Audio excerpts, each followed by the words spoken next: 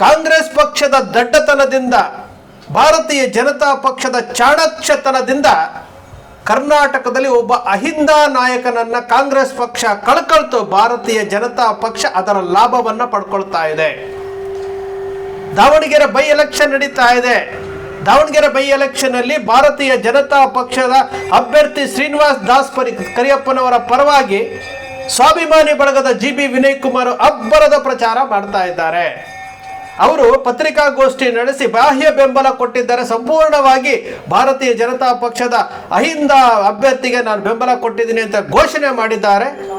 ಇಲ್ಲಿ ಪಾದಯಾತ್ರೆಯ ಮೂಲಕ ಜನಗಳಿಗೆ ಜಾಗೃತಿಯನ್ನ ಮೂಡಿಸ್ತಾ ಇರುವಂಥದ್ದು, ಮತವನ್ನ ಕೇಳ್ತಾ ಇರುವಂಥದ್ದು ಸಹ GB ವಿನಯ್ ಕುಮಾರ್ ಅವರು ಮಾಡ್ತಾ ಇದ್ದಾರೆ.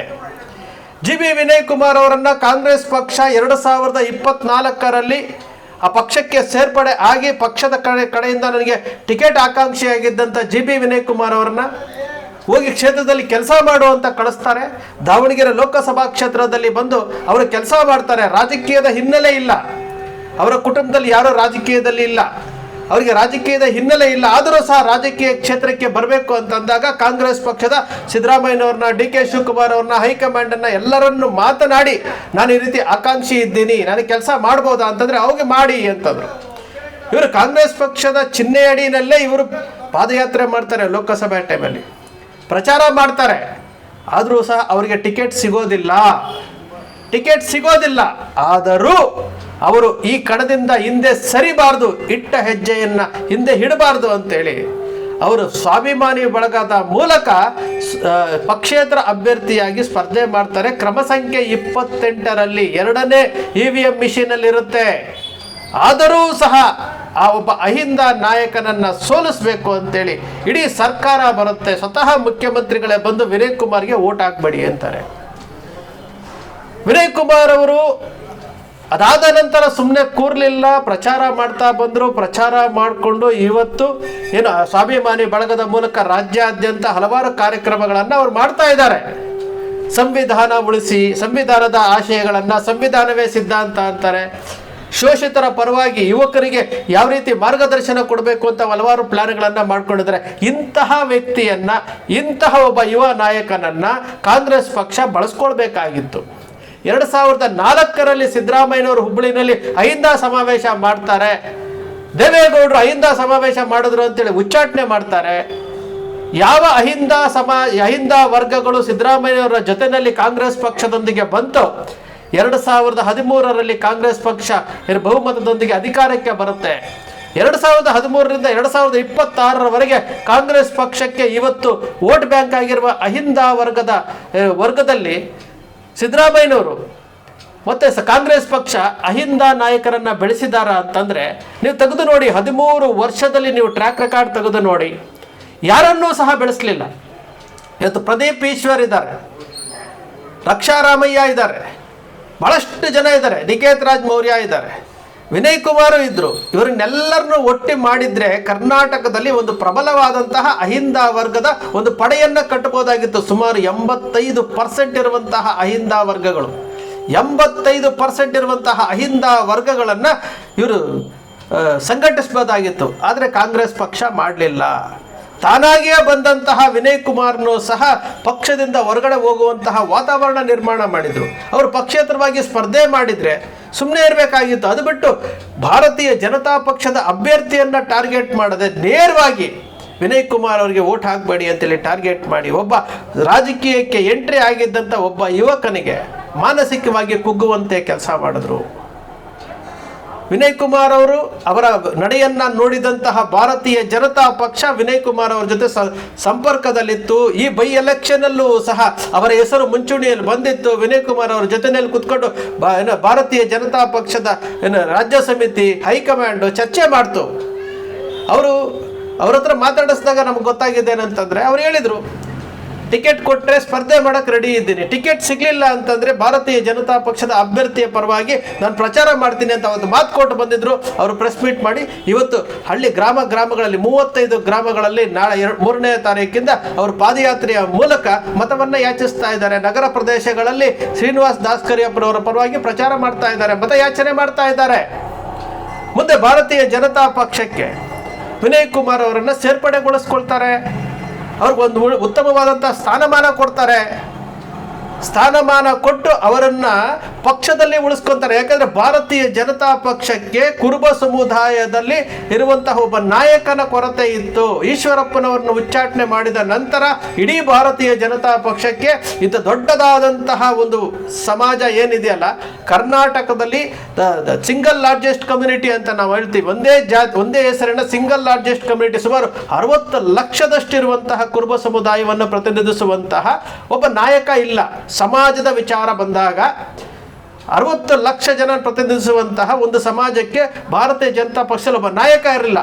ಇವಾಗ ಯುವ ನಾಯಕನ ಎಂಟ್ರಿ ಆಗ್ತಾ ಇದೆ. ವಿನಯ್ ಕುಮಾರ್ ಅವರನ್ನ ಭಾರತೀಯ ಜನತಾ ಪಕ್ಷ ಬಳಸ್ಕೊಳ್ಳುತ್ತೆ. ಮುಂದೆ ಅವ್ರಿಗೆ ಉನ್ನತವಾದಂತಹ ಹುದ್ದೆ ಕೊಡ್ಬೋದು, ಮತ್ತು MLC ಮಾಡ್ಬೋದು, MLA ಟಿಕೆಟ್ ಕೊಡ್ಬೋದು, MP ಟಿಕೆಟ್ ಕೊಡ್ಬೋದು, ಅಥವಾ ಯಾವುದಾದ್ರೂ ಒಂದು ಮೋರ್ಚಾದ ಅಧ್ಯಕ್ಷ ಮಾಡ್ಬೋದು, ಬಳಸ್ಕೊಳ್ಳುತ್ತೆ. ಚಾಣಕ್ಷತನ ಅಂತಂದ್ರೆ ಭಾರತೀಯ ಜನತಾ ಪಕ್ಷದ್ದು. ಕಾಂಗ್ರೆಸ್ ಪಕ್ಷ ಬಿಟ್ಟುಬಿಡ್ತು, ಭಾರತೀಯ ಜನತಾ ಪಕ್ಷ ಅದನ್ನು ಲಾಭ ಪಡ್ಕೊಳ್ತಾ ಇದೆ. ವಿನಯ್ ಕುಮಾರ್ ಕುರುಬ ಸಮುದಾಯದ ಲೀಡರ್ ಮಾತ್ರ ಅಲ್ಲ, ಹಿಂದುಳಿದ ವರ್ಗದ, ಇವತ್ತು ಅಲ್ಪಸಂಖ್ಯಾತರು ಸಹ ವಿನಯ್ ಕುಮಾರ್ ಅವರನ್ನು ಪ್ರೀತಿಸುವಂತಹ ಒಂದು ಪಡೆ ಇದೆ. ವಿನಯ್ ಕುಮಾರ್ ಅವರು ಲೋಕಸಭೆಯಲ್ಲಿ ನಿಂತಾಗ ಪಕ್ಷೇತರವಾಗಿ ನಿಂತು 2ನೇ ಇವಿಯಲ್ಲಿ ಇದ್ದಾಗಲೂ ಸಹ ಅವರಿಗೆ 42,907 ಮತಗಳು ಬಂದಿತ್ತು. ಅಂದರೆ ಯಾವುದೇ ಆಮಿಷ ಫಲಾಪೇಕ್ಷೆ ಬೇಡದೆ ಜನ ಅವರಿಗೆ ವೋಟ್ ಹಾಕಿದ್ರು. ರಾಜಕೀಯ ಹಿನ್ನೆಲೆ ಇಲ್ಲದ ಒಬ್ಬ ವ್ಯಕ್ತಿ ರಾಜಕೀಯಕ್ಕೆ ಬರಬೇಕು ಅಂತೇಳಿ ಬಹಳಷ್ಟು ಜನ ರಾಜಕೀಯ ಪಕ್ಷಗಳು ಇದ್ರ ಬಗ್ಗೆ ಯೋಚನೆ ಮಾಡಬೇಕಾಗಿತ್ತು. ಕಾಂಗ್ರೆಸ್ ಪಕ್ಷ ಅದನ್ನು ಮಾಡಲೇ ಇಲ್ಲ, ಕಂಪ್ಲೀಟ್ ಫೇಲ್ ಆಯಿತು. ಕಾಂಗ್ರೆಸ್ ಪಕ್ಷ ಮನಸ್ಸು ಮಾಡಿದ್ರೆ ಪ್ರತಿ ಜಿಲ್ಲೆಯಲ್ಲಿ ಅಹಿಂದ ವರ್ಗದ ಪಡೆಗಳನ್ನು ಕಟ್ಟಬಹುದಾಗಿತ್ತು. ಕಟ್ಟಲಿಲ್ಲ. ಎಲೆಕ್ಷನ್ ಬಂತು, ಇವರು ಗೆದ್ರು, 3 ವರ್ಷ ಆಗಿದೆ, ಇನ್ನು 2 ವರ್ಷ ಬಾಕಿ ಇದೆ. 1.5 ವರ್ಷಕ್ಕೆ ಎಲೆಕ್ಷನ್, 6 ತಿಂಗಳು ಎಲೆಕ್ಷನ್ ಪೂರ್ವ ತರ ಇರ್ತದೆ, ಇನ್ನು 1.5 ವರ್ಷ ಇದೆ. ಈಗ ನಾನು ಅದು ಮಾಡಿದೆ ಇದು ಮಾಡಿದೆ ಅಂತಲ್ಲ, ಕಟ್ಟಬೇಕು. ಶೋಷಿತ ವರ್ಗಗಳಿಗೆ ನಾವು ಪರವಾಗಿ ಇದ್ದೀವಿ ಅಂತ ಕಟ್ಟಬೇಕು. ಕಟ್ಟಲಿಲ್ಲ. ಭಾರತೀಯ ಜನತಾ ಪಕ್ಷ ಅದ್ರ ಎನ್ಕ್ಯಾಶ್ ಮಾಡ್ಕೊಳ್ತಾ ಇದೆ. ಇದರ ಮಧ್ಯೆ JDS ಸಹ ವಿನಯ್ ಕುಮಾರ್ ಅವರನ್ನ ಹಿಂದೆ 1 ವರ್ಷದ ಹಿಂದೆ ಸಂಪರ್ಕ ಮಾಡಿ ಪಕ್ಷಕ್ಕೆ ಸೇರ್ಪಡೆ ಆಗಿ ಅಂತ ಹೇಳಿದ್ರು. ಆದರೆ ವಿನಯ್ ಕುಮಾರ್ ಅವರು ತಟಸ್ಥವಾಗಿದ್ದಾರೆ. ಇವತ್ತಿಗೂ ಸಹ ಬಾಹ್ಯ ಬೆಂಬಲ ಕೊಟ್ಟಿದ್ದಾರೆ. BJPಗೆ ಬಾಹ್ಯ ಬೆಂಬಲ ಕೊಟ್ಟಿದೆ. ಯಾಕೆಂದ್ರೆ ಒಂದು ಅಹಿಂದ ವರ್ಗಕ್ಕೆ ಟಿಕೆಟ್ ಬೇಕು ಅಂತ ಅವ್ರು ಕೇಳಿದ್ರು. ಕಾಂಗ್ರೆಸ್ ಇಂದನೂ ಕೇಳಿದ್ರು, BJP ಇಂದನೂ ಕೇಳಿದ್ರು. BJP ಅವರು ಅಹಿಂದ ವರ್ಗಕ್ಕೆ ಟಿಕೆಟ್ ಕೊಟ್ಟಿದ್ದಾರೆ. ಅವರು ಮಾತಿನಂತೆ ಇವತ್ತು ಮಾಡ್ತಾ ಇದ್ದಾರೆ, ಪ್ರಚಾರ ಮಾಡ್ತಾ ಇದ್ದಾರೆ. ಇದು ದಾವಣಗೆರೆ ದಕ್ಷಿಣ ವಿಧಾನಸಭಾ ಕ್ಷೇತ್ರದ ಚುನಾವಣೆಯ ಫಲಿತಾಂಶ ಮಾತ್ರ ಅಲ್ಲ, ರಾಜ್ಯದಲ್ಲಿ ಒಂದು ಬದಲಾವಣೆಯ ಗಾಳಿನೂ ಸಹ ಬೀಸಬಹುದು. ಇಲ್ಲಿ ನಾನು ಹಿಂದೆನೂ ಒಂದು ವಿಡಿಯೋ ಮಾಡಿದ್ದೆ. ದಾವಣಗೆರೆ ದಕ್ಷಿಣ ವಿಧಾನಸಭಾ ಕ್ಷೇತ್ರದಲ್ಲಿ ಸಮರ್ಥ ಯಾವ ರೀತಿ ಗೆಲ್ತಾರೆ ಅಂತೇಳಿ ಒಂದು ವಿಡಿಯೋ ಮಾಡಿದ್ದೆ. ಜಾತಿವಾರು ಲೆಕ್ಕಾಚಾರದಲ್ಲಿ ಮಾಡಿದ್ದೆ. ಚುನಾವಣೆಯ ಕಾವು ಏರ್ತಾ ಇದೆ, ಇನ್ನೂ 8 ದಿವಸ ಚುನಾವಣೆ ಇದೆ. ಯಾವ ರೀತಿ ಬೇಕಾದರೂ ಬದಲಾವಣೆ ಆಗಬಹುದು. ಅಬ್ಬರದ ಪ್ರಚಾರಗಳ ನಡುವೆ ಯಾರು ಗೆಲ್ತಾರೆ ಯಾರು ಸೋಲ್ತಾರೆ ಅನ್ನೋದನ್ನ ಇನ್ನೊಂದು 2-3 ದಿವಸದಲ್ಲಿ ನಮ್ಗೆ ಕರೆಕ್ಟ್ ಆದಂತಹ ಪಿಕ್ಚರ್ ಸಿಗುತ್ತೆ. ಇದು ಪ್ರಜಾಪ್ರಭುತ್ವ ಅಲ್ಲ. ನಾವು ಸಂವಿಧಾನವನ್ನು ಬಳಸ್ಕೊಳ್ತಾ ಇಲ್ಲ, ನಾವಿಲ್ಲಿ ವ್ಯಾಪಾರ ಮಾಡ್ತಾ ಇದ್ದೇವೆ.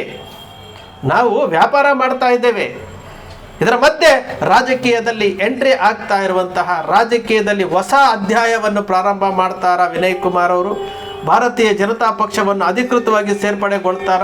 ಇದೆಲ್ಲವೂ ಸಹ ಮುಂದಿನ ದಿನಗಳಲ್ಲಿ. ಆದರೆ ಭಾರತೀಯ ಜನತಾ ಪಕ್ಷ ಮಾತ್ರ ಒಂದೆಜ್ಜೆ ಮುಂದಿಟ್ಟಿದೆ. ವಿನಯ್ ಕುಮಾರ್ ಅವರನ್ನು ಭಾರತೀಯ ಜನತಾ ಪಕ್ಷಕ್ಕೆ ಸೇರ್ಪಡೆಗೊಳಿಸ್ಕೊಂಡ್ರೆ ಒಬ್ಬ ಯುವ ನಾಯಕ, ಒಂದು ದೊಡ್ಡದಾದಂತಹ ಸಮುದಾಯವನ್ನು ಪ್ರತಿನಿಧಿಸುವಂತಹ ಒಬ್ಬ ಯುವ ನಾಯಕರನ್ನು ಸೇರ್ಪಡೆಗೊಳಿಸಿದಂಗಾಗುತ್ತೆ. ಹಿಂದುಳಿದ ವರ್ಗ, ದಲಿತ ಹಿಂದುಳಿದ ವರ್ಗದಿಂದ ಯುವಕರನ್ನ ಸೇರ್ಪಡೆಗೊಳಿಸ್ಕೊಂಡ್ರೆ ಪ್ರತಿನಿಧಿಸಿದಂಗಾಗುತ್ತೆ. ಅಲ್ಪಸಂಖ್ಯಾತರನ್ನು ಸಹ ವಿನಯ್ ಕುಮಾರ್ ಸೆಳೆಯಬಲ್ಲರು. ಈ ಕಾನ್ಸೆಪ್ಟ್ನ ಅಡಿನಲ್ಲಿ ಭಾರತೀಯ ಜನತಾ ಪಕ್ಷ ವಿನಯ್ ಕುಮಾರ್ ಅವರನ್ನು ಅಧಿಕೃತವಾಗಿ ಸೇರ್ಪಡೆಗೊಳ್ಕೊಂಡು ಅವರಿಗೆ ಉತ್ತಮವಾದಂತಹ ಸ್ಥಾನಮಾನಗಳನ್ನು ಕೊಟ್ಟು ಮುಂದಿನ ದಿನಗಳಲ್ಲಿ ಒಬ್ಬ ದೊಡ್ಡ ರಾಜಕಾರಣಿಯನ್ನಾಗಿ ಮಾಡುವಂತಹ ಎಲ್ಲ ಸಾಧ್ಯತೆಗಳು ಇವತ್ತು ಭಾರತೀಯ ಜನತಾ ಪಕ್ಷದಲ್ಲಿ ನಾವು ನೋಡ್ಬೋದು. ಯಾಕಂದರೆ ಭಾರತೀಯ ಜನತಾ ಪಕ್ಷನೇ ಅದೊಂಥರ ಸಂಘಟನಾತ್ಮಕವಾಗಿ ಬಂದಿರುವಂಥದ್ದು. ಇವತ್ತು RSS ಇದೆ, ಅದರ ಮಿತ್ರ ಅಂಗ ಸಂಸ್ಥೆಗಳಿದ್ದಾವೆ, ಎಲ್ಲವೂ ಸಹ ವಿಚಾರ ಮಾಡುತ್ತೆ. ಸ್ನೇಹಿತರೆ, ನಿಮ್ಮ ಅಕ್ಷರ ಮೀಡಿಯಾ ಸೃಷ್ಟಿ ಮಾಡೋದಿಲ್ಲ, ಕಲ್ಪನೆ ಮಾಡೋದಿಲ್ಲ, ವಾಸ್ತವದ ವಿಚಾರವನ್ನಷ್ಟೇ ವಿಶ್ಲೇಷಣೆ ಮಾಡುತ್ತೆ. ನಿಮ್ಮ ಅಕ್ಷರ ಮೀಡಿಯಾದ ವಿಶ್ಲೇಷಣೆ ನಿಮ್ಗೆ ಇಷ್ಟ ಆಯಿತು ಅಂದರೆ ಸಬ್ಸ್ಕ್ರೈಬ್ ಆಗಲಿಲ್ಲ ಅಂದರೆ ಸಬ್ಸ್ಕ್ರೈಬ್ ಮಾಡ್ಕೊಳ್ಳಿ. ಪಕ್ಕದಲ್ಲಿ ಕಾಣುವಂಥ ಬೆಲ್ ಐಕಾನ್ ಪ್ರೆಸ್ ಮಾಡಿ, ಶೇರ್ ಮಾಡಿ, ಪ್ರೋತ್ಸಾಹ ನೀಡಿ.